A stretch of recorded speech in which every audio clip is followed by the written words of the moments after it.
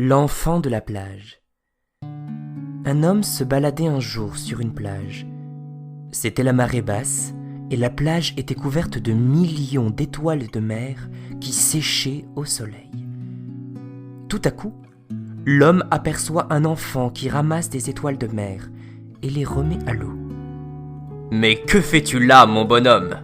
demande l'adulte. « Je sauve les étoiles de mer !» répond l'enfant. « C'est ridicule! Regarde autour de toi! Des millions d'étoiles sont déjà en train de mourir au soleil. Tu ne pourras jamais toutes les sauver. Et ce que tu fais ne change rien. » Imperturbable, l'enfant ramasse encore une étoile qui gigote et la pose dans l'eau. Puis dit à l'homme: « Regardez celle-là. Pour elle, ce que j'ai fait change tout. »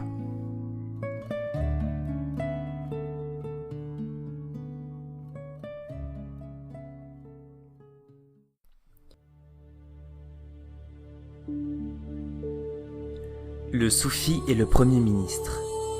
Toute la cour est là, attendant l'arrivée du roi. Quand un fakir soufi en haillons entre et va nonchalamment s'asseoir sur le trône, le premier ministre n'en croit pas ses yeux. « Qui crois-tu être pour entrer ici et te conduire de cette manière ?» lui demande-t-il. « Te prendrais-tu pour un ministre ?»« Un ministre ?» rétorque le soufi. « Non. Je suis bien plus que cela. » « Tu ne peux pas être le premier ministre, parce que le premier ministre, c'est moi. Serais-tu le roi ?»« Non pas le roi, plus que cela. »« L'empereur ?»« Non, encore plus. »« Le prophète alors ? Plus encore, serais-tu Dieu ?»« Non, je ne suis pas Dieu.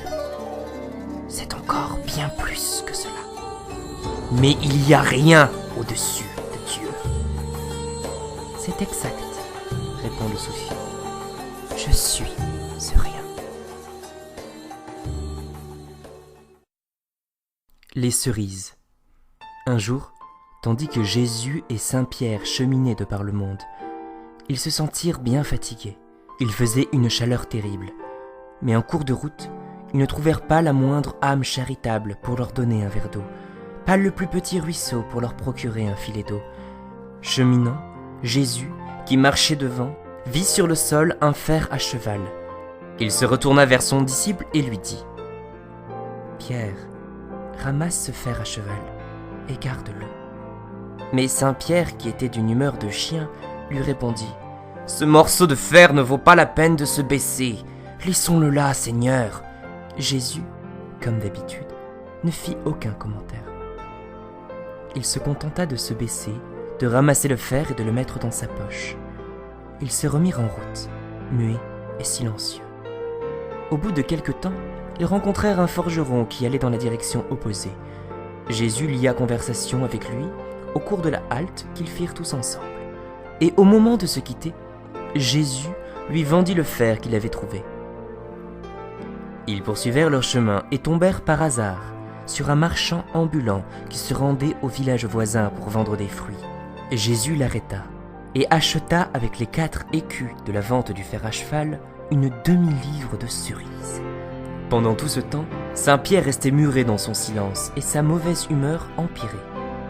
La chaleur redoublait, les gorges se desséchaient. Seul Saint-Pierre souffrait de la soif, car Jésus mangeait les cerises et le jus des fruits rafraîchissait son palais. L'apôtre, qui marchait péniblement derrière lui, regardait le Sauveur avec envie. Mais comme les cerises avaient été achetées avec le gain de la vente du fer à cheval, qu'il n'avait pas voulu ramasser, il n'osait pas demander à Jésus sa part du festin. Celui-ci, sans avoir l'air de rien, laissait tomber une cerise de temps en temps. Et Saint-Pierre se penchait avec avidité pour la ramasser et la porter à sa bouche assoiffée. Quand il n'y eut plus de cerises, Jésus se retourna vers son disciple et lui dit: « Tu vois, Pierre, on ne doit rien dédaigner en ce monde. Même ce qui nous paraît mesquin est dépourvu de valeur. Pour n'avoir pas voulu te baisser une fois et ramasser le fer à cheval, tu as dû t'incliner de nombreuses fois pour les cerises que je laissais tomber sur le sol. Ceci t'apprendra, Pierre, à ne dédaigner rien ni personne. Saint Pierre ne trouvait rien à répondre.